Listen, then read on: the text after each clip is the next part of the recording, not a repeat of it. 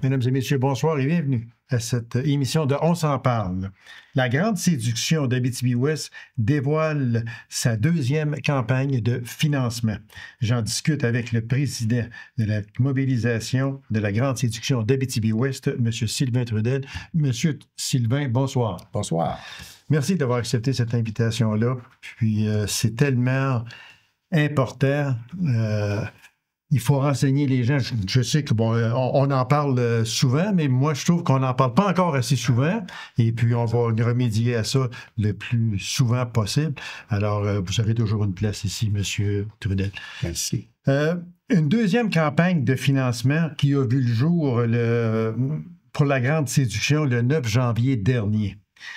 Bon, est-ce le succès monstre de la première campagne qui vous a incité à préparer une deuxième campagne de financement? En fait, c'est que depuis le début, lors du lancement, il y a 3 ans, on s'était donné un objectif de 100 infirmières de 2022 à 2026.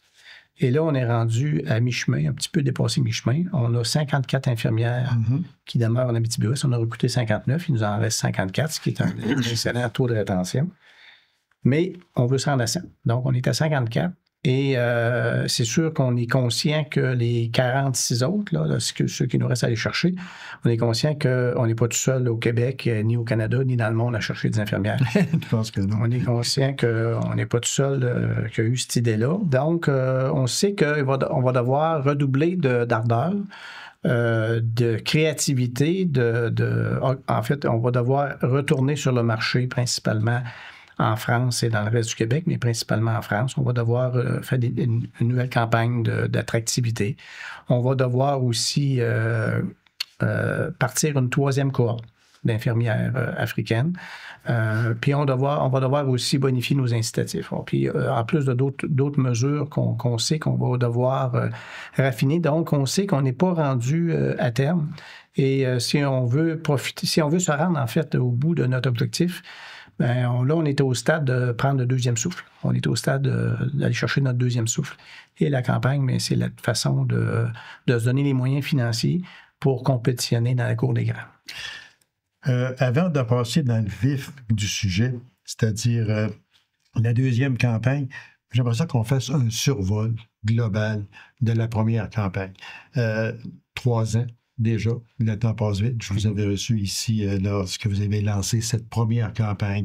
On était là à se demander, mon Dieu, ils visent gros. Est-ce que les gens vont vouloir quitter leur pays, s'en venir chez nous? On sait que l'Abitibi-Témiscamingue est une région très, très, très accueillante, mais partir de ses racines européennes ou peu importe, et s'en venir en Abitibi, c'est pas facile. Alors, il faut étendre nos tentacules le plus possible, leur montrer tout ce qu'il serait bien ici, puis qu'on tient à eux autres. Est-ce que ce bilan-là, moi j'aimerais qu'on en fasse partir du début, là. Est-ce que vous vous attendiez, parce qu'il faut dire que c'est un succès. Quand on parle d'une collecte, on parle de 1,1 million. Est-ce que vous vous attendiez à ça là, quand vous vous êtes réunis puis vous avez mis ça sur la table? On va aller chercher de l'argent, on va aller chercher des infirmières, des infirmiers, etc. C'était gros. Moi, je me souviens très bien vous avoir reçu ici, puis on avait dit c'est immense ce que vous faites. Est-ce qu'on peut dire mission accomplie pour la première séduction? Bien, écoutez, oui, je pense qu'on est très satisfait au niveau de l'exécutif, très satisfait du travail qui a été accompli. On se doutait qu'il y avait que ce serait une tâche titanesque parce que l'attractivité, c'est pas un élément en particulier, c'est beaucoup d'éléments. C'est sûr, c'est l'accueil des gens, c'est le logement, c'est les services de garde. C'est la réunification des familles, c'est l'accueil aussi dans la communauté, l'intégration, ça a de multiples angles. Et au départ, ce qu'on se doutait, c'est que dans la communauté, dans le tissu de la communauté d'Abitibi-Ouest, on avait décodé on savait tout potentiel de bienveillance et d'accueil, de chaleur humaine qu'il y avait là. Ça, c'est quelque chose qu'on connaissait parce que, pour l'avoir entendu de la part de nouveaux arrivants, pas nécessairement des gens qui viennent de d'autres pays, mais des gens qui ont, par le passé, emménagé en Abitibi-Ouest, c'est une chose qu'on entend rapidement. C'est ici, les gens, quand ils te rencontrent sur le trottoir, ils te regardent dans les yeux, ils veulent te saluer, ils ne t'ignorent pas sur le trottoir. Hein. Pour nous, c'est acquis. Si on se rencontre, on se salue. Oui, exactement, oui. Qu'on connaisse la personne. C'est dans nous autres. C'est dans nous. Si on savait qu'on avait ce tissu-là, on savait aussi que la communauté était mûre pour un grand coup d'accueil comme ça, parce que je dis souvent à la blague que quand tu veux mobiliser une population, fermer la moitié des lits d'hôpital, je le recommande. On n'a pas eu besoin de faire de dessin longtemps. Là, quand la moitié des lits d'hôpital ont fermé à la Sarre, quand on se présentait, puis on disait, nous, on a l'idée d'aller chercher des infirmières, d'aider le CIS, dans le fond, à aller chercher et conserver des infirmières. Je vous jure qu'on n'a pas besoin de faire 3-4 dessins. Là.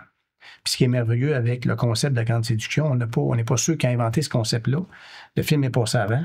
Mais ce qui est merveilleux, c'est qu'on a été la première communauté, à notre connaissance, là, à l'appliquer dans la vraie vie.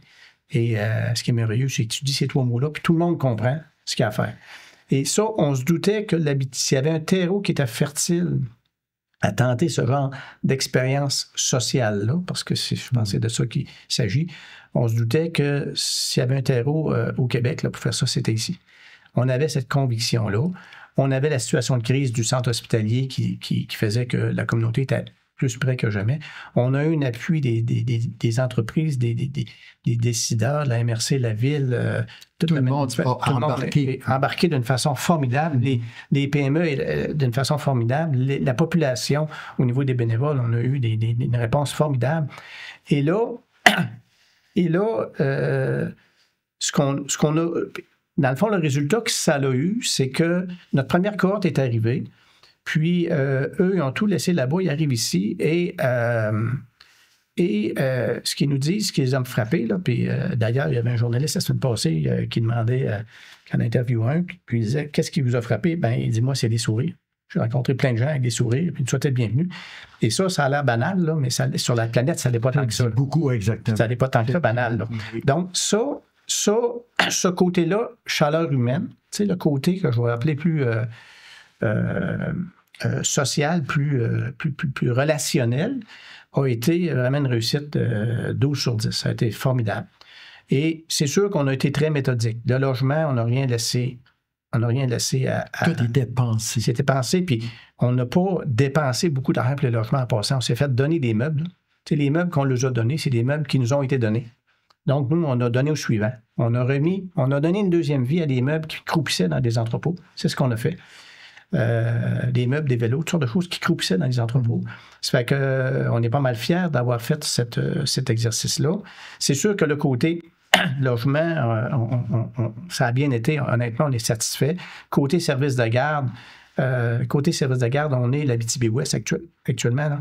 On est l'endroit... en Abitibi-Témiscamingue, mais probablement au Québec où la liste d'attente pour des services de garde est la plus basse. On est passé de 150 à 200 places qui manquaient il y a 3 ans. Nous, on a, avec la collaboration du bureau coordonnateur du CPE des Petits Chatons, on a créé 159 places en service de garde. Dans ces 159-là, il y en a 24 pour nos infirmières d'immigration. Là. Les 135 autres, c'est pour la communauté, là, pour les familles qui ne viennent pas de l'étranger. Mm-hmm. Donc, oui, on a créé 3 garderies de 12 places pour les infirmières de la grande séduction. Et dans chacune de ces garderies-là, il y avait 8 places pour les infirmières de la grande séduction et 4 places pour la communauté, okay. En plus des 135 autres places dont je vous parle. Donc, il y a eu, on a toujours dans nos initiatives fait sûr de pas seulement combler le besoin de grande séduction, combler le besoin aussi pour la communauté. Et évidemment, quand on crée 135 places de services de garde pour la communauté, bien, des familles d'ici en bénéficient. Mais aussi, quand on rentre 54 infirmières dans l'hôpital, bien, les 80 autres infirmières qui étaient là, ils ont une meilleure vie. Là.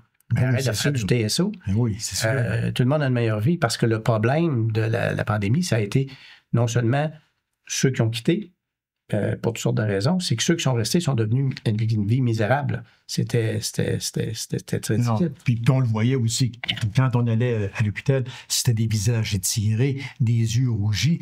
On voyait ça. Là, Ah ouais, clairement. fait que c'était affreux. Ouais. Puis moi, je félicite ces personnes-là qui ont tenu le fort. Ils ont tenu le fort. Puis moi, j'ai eu affaire à quelques occasions à aller à l'hôpital durant cette fameuse pandémie-là. Puis il me semble qu'on était bien reçus. Pareil. Absolument, Puis, absolument. Fait que bravo, puis chapeau à ces personnes-là. Exactement. Absolument, vous avez parfaitement raison. Parfaitement raison. Non, c'est pour ça que l'aventure n'est pas terminée, dans le sens qu'on a plus que la moitié de l'objectif en termes d'infirmières de récolter. Et là, ce qui se produit, particulièrement depuis le début janvier, avec l'espèce de tapage médiatique relié au lancement de la deuxième campagne, c'est que là, on commence à récolter des dividendes de ce que j'appelle de l'immigration secondaire. C'est que là, nos infirmiers de la première cohorte, deuxième cohorte, ont des amis qui sont en travail en santé et tout. Là. Il y en a qui sont arrivés au Québec, il y en a qui sont encore dans le pays, à leur pays.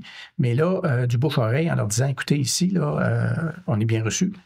On s'occupe de nous, les gens nous apprécient, on a un logement. On est aimé, on est, etc. Le logement qu'ils payent eux autres mêmes, c'est pas nous qui payons le logement, ils payent chacun leur chose. Là. Mm-hmm. Mais nous, on fait le contact avec le propriétaire, on se fait donner des meubles, on leur installe ça avec des bénévoles, service de garde et tout. L'accueil, ça fait que là, ces gens-là, ça se parle. Puis je vous donne un exemple. Dans la même fin de semaine, il y a 2 semaines, dans le même samedi, là, on a récolté 4 nouvelles infirmières. Juste par de bouche à oreille, là, Okay. de nos protégés de la première et de la deuxième cohorte. De bouche à oreille. Puis là, je peux vous dire qu'on n'a pas de vente à faire. Là. La vente est faite. Là. On n'a pas besoin de vendre l'Abitibi-Ouest. Là. Eux, ils l'ont déjà vendu. Là. Parce que c'est fait déjà, ça. C'est déjà fait. Fait que là, on arrive, puis on a juste à s'occuper de faire passer les entrevues au 6, trouver un logement, trouver des services de garde. Puis là, on a tellement créé de la capacité au niveau du service de garde que là, il y en a de la place disponible. Ça fait que là, tout est soudainement beaucoup plus facile. Parce qu'on a des ambassadeurs qui sont là, qui sont capables de leur dire, écoutez, regarde, nous, on est venus, puis oui, ce qui nous a été promis, c'est ce qu'on vit, c'est ce qu'on a. Est-ce qu'il se peut que, dû à cette cohorte-là que vous allez entreprendre une autre fois, est-ce que, vous l'avez expliqué un peu, les personnes qui sont à l'extérieur, dans ces familles-là, déjà, il y en a qui sont arrivés par le bouche à oreille. Ouais. Est-ce que vous en attendez d'autres? Est-ce que ce sont des choses possibles? Parce que l'entrée est faite. Là. Ouais, l'entrée est faite. Là. Ouais. Ce qui était difficile à faire, mais c'est difficile oui et non, c'était de partir la roue, là, l'engrenage, là, puis huiler ça comme il faut, comme on dit, puis que tout commence à fonctionner. Mais ça, c'est fait là, maintenant. Fait que vous attendez-vous à d'autres personnes de ces familles-là qui pourraient venir et intégrer le système de santé? Ouais, absolument. Famille et amis, là, je parlais des 4 de l'autre samedi, il y a 2 semaines, mais on a d'autres candidats, puis on a des infirmières. On a fait une campagne en France à l'automne. Donc là, on a à tous les mois actuellement, là, pour les prochains mois, on a 1 ou 2 infirmières de France qui arrivent. Là. OK. Ça fait que là, la bouche à oreille en France, mais aussi en Afrique. Mais en Afrique, ils sont déjà rendus au pays, ils ont déjà le processus de migration est fait. Ils sont dans une autre ville, puis là, ils ne sont pas nécessairement reçus comme nous, ils sont reçus ici. Donc oui, ça, c'est sûr que actuellement, là, on pousse ces lignes-là, on pousse ces références-là. Dès qu'on a des références, on les gratte, on les refait. Puis ça, c'est ce qui fait que, vous direz, là, ce qui a changé dans le dernier mois, c'est que quand on s'est parlé, quand on a fait la conférence de presse le 9 janvier, on se disait, on va aller chercher, on va se donner des moyens financiers pour finir la job. C'est ça qu'on voulait faire. Puis, on se disait, on a travaillé fort, on en a 54. On a travaillé fort. Les 46 autres, on sait que ça ne sera pas les 46 plus facile. Là, parce que... Non, c'est sûr. Et là, ce qui a changé depuis un mois, là, c'est que là, on connaît la voie de passage. La voie de passage, c'est la référence par ceux qui sont déjà arrivés. Là, on voit que cette voie-là, là, si on leur dit à chacun, là, façonner ton réseau de contacts, là, ça, on sait qu'on va sûrement combler la moitié sinon plus du besoin. Puis on a quand même dans notre bassin naturel d'infirmières, des gens d'Abitibi-Ouest qui vont au cégep à Rouen. Là, habituellement, bon an, mal an, avant que la grande sélection arrive, il y en avait une quinzaine qui étaient originaires d'Abitibi-Ouest qui allaient au cégep à Rouen. Il en revenait 3 au bout de 3 ans de cégep. Là, on est rendu à 7-8 là. Ah, OK. Ça fait que là, dans le bassin que je vais appeler naturel, là, le bassin chez nous, à nous autres. C'est ça. Fait que là, ça aussi, ça a changé. Donc, la voie pour se rendre à la pleine capacité là, des infirmières, on la voit là. Là, on voit, elle est tracée. On la voit, puis on est capable de voir la lumière au bout du tunnel. Puis c'est sûr que là, vous allez dire, on tombe dans une période de compression budgétaire. Tu sais, nous autres, à Grande Séduction, il y a des défis, on est habitué à ça. Là. Puis là, on n'avait pas besoin de ce défi-là additionnel. Mais ça nous crée des opportunités. Parce que ce que ça fait, c'est que là, il y a des gens, on a vu, on a déjà 2 candidates là, dans les 4 qu'on parlait tantôt, 2 candidates qui étaient à Montréal qui ont perdu leur poste à cause des coupures là-bas. Mais nous, il y a encore de la place ici. Là. Ça fait que là, cette période d'austérité-là, parce que c'est de ça qu'on parle. Oui, exactement. Sans vouloir dire le nom, c'est de ça qu'on parle. Cette période de compression budgétaire-là va nous donner, oui, des défis à des places, mais des solutions aussi, parce que ça crée ailleurs des surplus de personnel dans lesquels on est capable, nous, d'aller... ça pourrait être transféré ici. Exactement. Et ça aussi, c'est une voie de passage qui s'est dessinée dernièrement. Donc, on a bien confiance qu'on va se rendre. Là. On va se rendre. Est-ce qu'on va se rendre à 100? Je ne le sais pas encore. On va probablement se rendre à 80-90. Puis à 80-90, là, on a récupéré déjà, sur les 22 lits qui avaient été fermés, on a récupéré la moitié. Là. Ça, c'est pas rien. Là. On a déjà récupéré la moitié. Donc, on a un bout de chemin de fait, puis l'autre bout, on voit la voie de passage pour s'y rendre. Le montant de la première campagne que vous avez ramassé, c'est de 1,1 million. Quel est, parce que là, on va aller dans la deuxième campagne, le montant, l'objectif est quoi? Bon, pour la deuxième campagne, on s'est donné un objectif d'environ 750-800 000 $ parce que on le sait, on est des gens lucides, là, puis on sait que les dernières 46, là, ça sera pas facile, là, dans le sens qu'on sait que on va devoir sûrement bonifier nos incitatifs, parce qu'on n'est pas les seuls qui en donnent des incitatifs. On va devoir faire des initiatives qui sortent de l'ordinaire. On va devoir dépenser au niveau d'une campagne d'attractivité. On va devoir investir là-dedans. Puis la diffuser, cette campagne-là. Puis on va devoir aussi prévoir des visites exploratoires, toutes sortes de choses pour convertir l'intérêt en candidature concrète. Et ça, ça prend les moyens de le faire. Ça prend les moyens de le faire. Et on l'a vu par la première campagne que on est dans la cour des grands, dans le sens que là, on est dans la cour des grands, puis le gouvernement, le ministère, le CIS n'ont pas des budgets pour ça. Sinon, on ne le fait pas. Ça ne se fera pas. Et on est là-dedans. Est-ce qu'on peut dire que l'austérité, sur un certain point, vous a aidé et peut encore vous aider? Bien, en fait, ça nous crée des défis, honnêtement, parce que nous, on aimerait bien mieux qu'il n'y ait pas d'austérité, puis que tous les postes soient ouverts. Fait que c'est sûr, notre premier choix, ça sera ça. Maintenant, c'est pas nous qui décidons ça. La vie a décidé. Ça. Et je dirais que une des caractéristiques de la grande séduction depuis les débuts de ce projet-là, c'est qu'on est agile. On est une organisation, un mouvement citoyen. Les seuls règlements qu'on a, c'est ceux qu'on se dicte nous autres-mêmes. Puis notre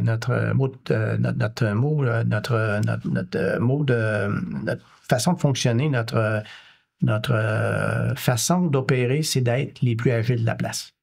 Et à un moment donné, si on regarde les initiatives qu'on a faites depuis le début, il y en a certainement la moitié qui n'étaient pas dans le plan de match au début, qui n'étaient pas sur le radar. OK. Il y a 3 ans, si tu m'avais dit, Sylvain, est-ce que vous allez investir? Est-ce que vous allez, en fait, investir plutôt parrainer le projet de faire une mosquée à la Sarre? J'aurais dit, c'est pas sur le radar. Mais on l'a fait. On a trouvé le donateur. Oui, c'est dans mes questions. C'est ça. Plusieurs questions. C'est ça. On a travaillé là-dessus. Puis c'est pas quelque chose qui était sur le radar au début. Oui. On dit, M. Trudel, que la vérité sort de la bouche des enfants. Ça, c'est un leitmotiv, ça fait X, Y, Z années que ça fonctionne. Avez-vous fait comme un petit sondage interne, là, sans malice du tout? Avez-vous demandé aux enfants de ces personnes-là qui sont en venue, très souvent, ce sont des personnes noires, il ne faut pas qu'ils s'en cachent. Je n'ai rien contre ça, absolument pas. Ces personnes-là, est-ce que vous avez fait des espèces de petits sondages envers ces enfants-là, leur demander: aimez-vous ça ici? Aimez-vous ça venir à l'école ici? Avez-vous de bons amis? Est-ce que vous êtes accepté? Avez-vous fait une espèce de petit sondage de même? À toutes les semaines. Ah oui? À toutes les semaines. À toutes les semaines, des fois plusieurs fois par semaine, dans le sens que moi, un de mes plaisirs dans ce projet-là, c'est d'aller à la rencontre des familles, aller voir les enfants, aller visiter, voir si ça va bien dans la maison, y a-t-il des choses. Des fois, c'est banal, la serrure de la porte extérieure gèle. C'est des choses que pour nous, c'est banal. Oui. Et pour eux autres, quand les enfants ils sont gelés en dehors de la maison, ils ne peuvent pas rentrer, c'est pas banal. C'est ça. Donc, je me déplace souvent, puis j'ai toujours deux questions. Toujours deux questions. Première question, est-ce que ça va bien à l'école? Deuxième question, est-ce que les amis sont gentils avec toi? Et je peux vous dire, là, cette question-là, je l'ai posée 150 fois depuis le début. Et les 150 réponses, là, fois deux questions, ça fait 300 réponses, ont toujours été oui, un grand oui. Parce qu'un enfant, c'est candide, un enfant, ça joue pas à la politique. Non. Quand ça va bien, l'enfant, tu le vois, puis quand ça va mal, tu le vois. Exactement. Et les 300 réponses que j'ai eues ont toujours été un grand oui. Puis tu vois qu'ils sont heureux, ils sont bien. Et ça, je suis particulièrement fier de ça. Je peux pas dire que je suis surpris parce que c'est le tissu que moi je connais depuis 63 ans d'Abitibi-Ouest. Je le connais, notre Abitibi-Ouest. C'est le tissu social que je connais. La grande séduction n'a pas inventé ce tissu-là, n'a pas créé ça. C'était là bien avant nous. Nous, on lui a seulement donné des milliers d'occasions de s'exprimer, cette bienveillance-là, mais on n'a pas créé la bienveillance. Elle était là avant. Nous, on a surfé sur cette bienveillance-là. Et ça fait que les enfants, ils vivent une expérience qui est, je pense, à nul autre pareil sur la planète. Parce que l'immigration et les réseaux sociaux, là, c'est des choses qui divisent à la grandeur de la planète. Là. Nous, l'immigration ici, ça nous a réunis. Puis les réseaux sociaux, là, avec la grande séduction, on a eu juste du bon avec ça. 99,9% de bon. Ça fait que ça c'est notre Abitibi-Ouest. Parce que pourquoi j'ai posé cette question-là, c'est que elle est importante. Elle est très, très, très importante parce que on a une famille, le père, la mère, puis disons 2 enfants.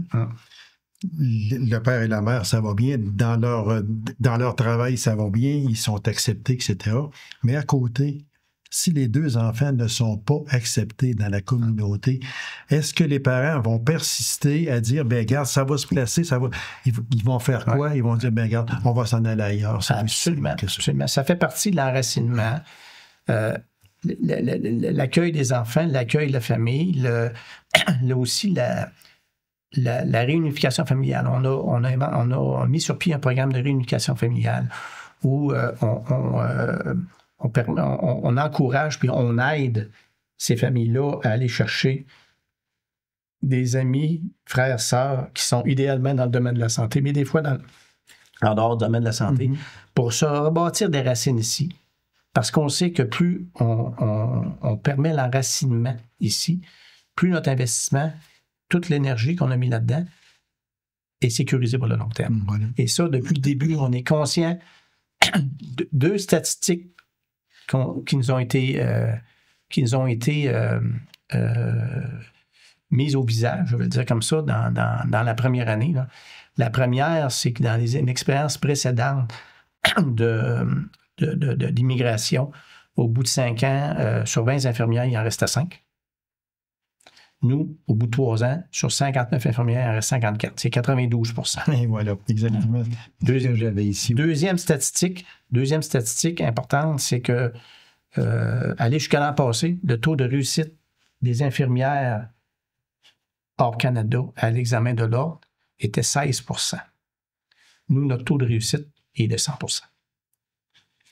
Il y en a 3 qui sont remplis une deuxième fois, mais la deuxième fois, ils ont passé, on est à 100%. On est à 100%. 100% des infirmières d'immigration qu'on a présentées à l'examen de l'ordre ont passé. Ils ont eu du support du CIS, support incroyable. Ils n'ont pas été laissés à eux-mêmes, ils ont été coachés et ils ont réussi. Et nous, quand on se fait mettre un défi là, comme ces statistiques-là, ça ne nous décourage pas, ça nous donne du gaz. Voilà. Ça nous donne du gaz pour... On a le poignard au travers de la bouche. Comment on peut changer la fin de cette histoire-là? C'est ça qui nous motive. Puis, on est 5 personnes dans l'exécutif. On a fait du bénévolat toute notre vie. On n'a jamais fait du bénévolat aussi demandant que ce bénévolat, parce que c'est du 24/7, là, ça roule, c'est toute une job. Exactement. Mais en même temps, jamais rien d'aussi satisfaisant dans le sens que on sent qu'on est capable de faire une différence, on voit qu'on est capable de faire une différence, on voit que la communauté nous appuie. Le nombre de merci, écoutez, dans la campagne, on va chercher des chèques, là. Puis, on va chercher des chèques, des fois des chèques de 25-50 000 $, puis on sort de là avec des merci. Tu ramasses le chèque, puis en plus, le gars, il m'a dit merci. Le gars, la fille, il m'a dit merci. Ça, c'est quasiment troublant, là. Ça ne ment pas, ça. Ouais. Exactement. Vous avez ouvert une porte, M. Trudel, tantôt, parce que j'en ai entendu parler aussi, mais je ne veux pas là, causer une polémique avec ça du tout. Je veux juste avoir quelques explications. Ouais. Vous avez créé une mosquée à la Sarre pour ces personnes-là. Moi, je connais personnellement un médecin qui est parti, un spécialiste qui est parti de la Sarre parce qu'il n'y avait pas de mosquée. Exactement. Puis il s'est en allé à Val-d'Or parce qu'il m'a dit, Gaby, je m'en vais là parce que là, je peux aller prier, puis je peux pas, tandis qu'ici, je suis pas capable. Alors là, vous avez créé une mosquée. Vous m'avez dit tantôt qu'au début de tout, on vous aurait demandé ça, vous avez dit, oh, un instant, là. Mais qu'est-ce qui vous a incité à construire cette mosquée? Bien, l'épisode d'avoir perdu des spécialistes, des médecins et des spécialistes par l'absence d'une mosquée, on l'avait tous entendu, puis c'est pas arrivé une fois, c'est arrivé plusieurs fois, plusieurs fois, ça, dans le passé. Mais on n'était pas dans le proche à ce moment-là. Mm-hmm. Et il arrive au mois de mars où, dans nos 59 infirmières, on en a perdu une pour moi. Puis l'explication, c'était la mosquée. Donc, on s'est assis l'exécutif ensemble, puis là, on a dit, là, c'est la dernière professionnelle de la santé. C'est le dernier professionnel de la santé qu'on perd pour cette raison-là. On va s'engosser une mosquée. Mm. Et on a trouvé le local, on a trouvé le donateur. C'est pas des fonds de la grande institution. Là. On a trouvé le donateur, on a trouvé le local. Puis, ça, je vous parle de la fin mars. Là. Fin mars, on a pris la décision. Le 15 août, la mosquée était ouverte. C'est la plus grande mosquée en Abitibi-Témiscamingue. C'est la plus belle. Elle est à la Sarre. Fait que c'était pour satisfaire les besoins. Et puis, il vous comprend parce que ce médecin-là, ce spécialiste-là que je vous parle, je le connaissais très intimement. C'était un de mes amis aussi. Puis ça m'a fait de quoi quand il est parti. Mais c'était la raison, tout simplement. Parce que le reste, il dit, c'est parfait. Mais il dit, moi, il faut que je prie, il faut que j'aille prier. Puis à Val-d'Or, il y en a... Comme je dis à la blague, pratiquement, là, c'est que nos infirmiers et infirmières qui sont catholiques, ils ont de la place à l'église de la Sarre puis de Macamic. Sans bon sens. Voilà. On a de la place pour prier. Oh, oui, exactement. C'est pas la place qui manque, mais vos musulmans, on n'était pas équipés. Monsieur Trudel, un plaisir de vous recevoir. Je vous souhaite une deuxième campagne fertile, puis je suis persuadé que, parce que déjà, il y a beaucoup d'argent qui est ramassé. On ne dira pas le montant, parce qu'ils vont dire, ah ben là, on va arrêter là, il y en a assez. Mais seulement, il y a toujours de la place à en avoir d'autres à ce moment-là. Et M. Trudel, merci. Puis vous et votre équipe, vous faites un travail extraordinaire. Les gens de la santé ont besoin de vous et la population également. Puis vous aurez toujours une place ici. Ça m'a toujours fait plaisir. Ben, merci, Gaby. Merci beaucoup. Merci infiniment. Alors, mesdames et messieurs, merci d'avoir été là. On a rendez-vous à une prochaine émission de On s'en parle. Au revoir et bonne semaine.